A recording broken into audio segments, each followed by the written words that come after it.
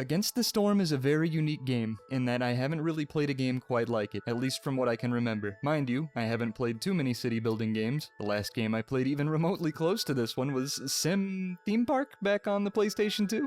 So, pretty different. Beyond being a city builder, Against the Storm is a roguelite where you might have guessed that you'll be fighting against the storm that is approaching. You play as a viceroy. You're charged by the Queen of the Smoldering City smack dab in the center of the region map to reclaim the wilderness and discover lost riches from the World of Old. The World of Old just so happened to be destroyed by a nasty storm Eremite Games have coined the Blightstorm, and you better believe it's going to get destroyed again, and again, and again. You're going to be racing said storm to build as many successful towns as you possibly can within the allotted time of a cycle. I haven't been able to find any specific numbers anywhere, but a cycle feels like it lasts roughly 40 years. After that, bam slam zam, everything that isn't your big city in the middle gets absolutely kablooied out of existence and you're back to square one, more or less. I say more or less because after every successful town, you're going to be getting some rewards based on the difficulty in which you're playing. These rewards are funneled into an upgrade tree which slowly but drastically changes the way the game can be played. Back on the region map, we've got all these little hexagons we can choose from to build our land upon, each piece with its own unique modifiers that will make settling there easier or harder. Once you've decided on a piece of land you like, the next thing you have to decide from is the caravans offered to you as well as the bonus embarkation resources. Oh, and of course the difficulty as well. After that, just hit embark and you're ready to go. Now that we're actually playing the game part of the game, there's a lot of things to keep track of. Every town starts with 2 buildings. One of these is a warehouse, i.e. where all of everything is going to be stored, until you decide to build another one anyway. The next building is our Ancient Hearth. This building constantly burns away just a little bit of fuel and demands a firekeeper to keep it satiated and to receive any other bonuses it might offer for that matter. Speaking of other bonuses it might offer, it basically serves as the cornerstone of any community you might build, as all housing needs to be built within its radius to actually suffice as housing. Decorations also serve to provide bonuses within this radius once you've tackled the upgrade tree enough for it to provide them. Finally, when things get really bad, you can start chuckstering all of your fuel directly into this building to calm down the townsfolk. You'll want to remember to do that when you need to, because it can flip a loss incredibly fast. When you hit that play button or any other variant, time is going to fly right on by, as are the 3 seasons that the game provides for us. In order, those are Drizzle, Clearance, and Storm. After 3 seasons have passed, congratulations, you've made it through the year. But with each year, that coming storm is going to get just a little bit scarier. Before you hit that play button though, you're going to want to queue anything you want built.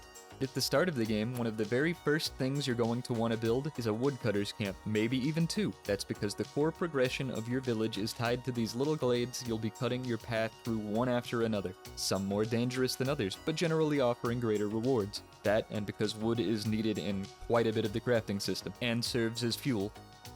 There's a lot of UI in this game. That's because there's a lot to keep track of. At the bottom left, we have a button that will allow us to pick out a building blueprint from a small selection of randomly weighted options. You start the game with 3 free selections and need to earn reputation to attain more. Reputation is tracked on this bar directly to the right of that button, and when it completely fills, you've succeeded. Your town is flourishing and you're ready to move on to building your next town. There's also 100,000 different ways to earn reputation, but the main way is through completing orders given to you by the Queen. You're offered a selection of those too, so try and take the ones that would either be the easiest for you to accomplish, or would provide you with a reward worthwhile enough to consider taking something more difficult. The second way to earn reputation is to make your townsfolk so happy that you start receiving passive gains. The happiness of each of the game's races that live in your town can be tracked up at the top left. Bear in mind every race has different needs to be fulfilled, and it can be difficult to make these kinds of gains early on in your town's development. You can also earn reputation through completing events found within glades, as well as sending any abandoned caches you find back to the Queen. If you've managed to secure a substantial amount of wealth, reputation can occasionally be purchased from traders who visit your town. To the right of the reputation bar is our far less pleasant but not completely unhelpful Queen's Impatience bar. When this bad lad is completely full, it's an instant loss. Your village is kaput, you don't want it to be completely full. But it fills passively over time. Fortunately, a lot of ways that you gain reputation also remove notches of impatience. Unfortunately, these notches can be quite helpful as they remove hostility. Hostility can be tracked directly to the side of the season timer, and the higher the hostility gets, the worse the stormy season gets. Additionally, a lot more negative effects will start to crop up. Anything that lowers this is incredibly helpful. There are, however, many more things that raise hostility than lower it. The amount of years you've been managing the village, the glades you've explored, the total villagers in your town, and any woodcutters currently active and cutting wood.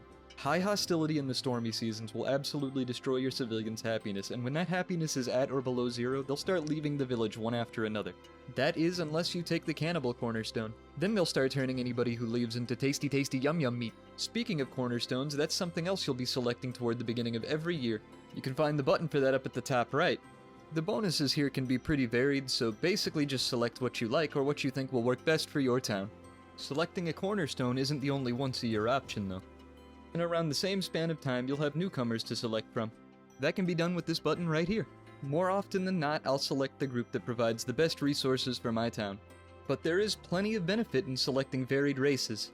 Humans get bonuses while working with farms, dwarves get bonuses while working with trees, and lizards get bonuses from working with meat. Oh, and harpies get bonuses to working with cloth. Speaking of the races in this game, Eremite Games recently ended a poll that was helping to select a new race. The race I voted for didn't win. I voted for the frogs. I'm not upset that the frogs didn't win, though. I actually think it was the least voted for race. Plus, the mechanics for this fox race look like they could be pretty interesting once they're fully implemented. From what I understand, they're supposed to be tied to corruption, and you really don't see that on anything but the higher difficulties, which I'm still slowly pushing my way through. In reality, though, this game has a ridiculous amount of content I haven't gone through. Blightrot and corruption, rain engines, and factions, just to name a few. And it's still being actively worked on.